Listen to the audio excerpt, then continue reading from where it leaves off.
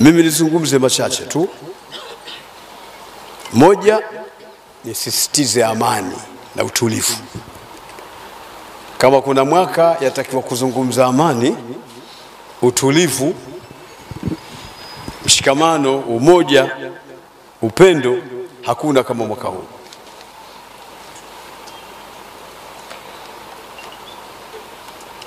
Kwa sababu ndani ya mwaka huu tunaendea kwenye uchaguzi mkuu. Hata sisi watu wa Baraza Kuu la Waislamu Tanzania BAKWATA tulikuwa na uchaguzi na tulishautangaza,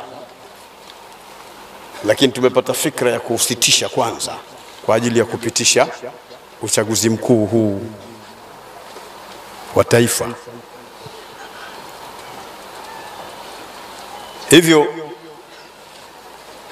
nasaha yangu kwenu, kwa Waislamu wote, bali kwa Watanzania wote, tusimameni na shiari yetu ya kushikamana na amani, utulivu na kujenga mapenzi baina yetu, na kutoruhusu fawdha. Tusikubali fawdha. Fawdha maana tusikubali vurugu zinazoweza kuja kwa namna yoyote ile miongoni mwa namna. Kukiwa kuna muashirati mbalimbali ambazo zinaweza kutuletea vurugu, Waislamu sio watu wanaokubali hivi hivi. Uislamu haujamfanya mtu akubali jambo tu hivi hivi, yani akiambiwa jambo na kurupuka. Uislamu hauko hivyo. Na Uislamu ni dini inafundisha ulimwengu kwa ujumla. Mafunzo yake yanawafaa walio Waislamu na wasiokuwa Waislamu.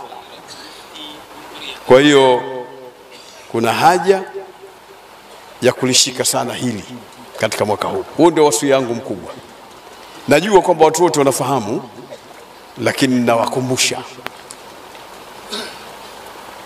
Na kuwakumbusha ndio kazi yetu na ndio wajibu wetu.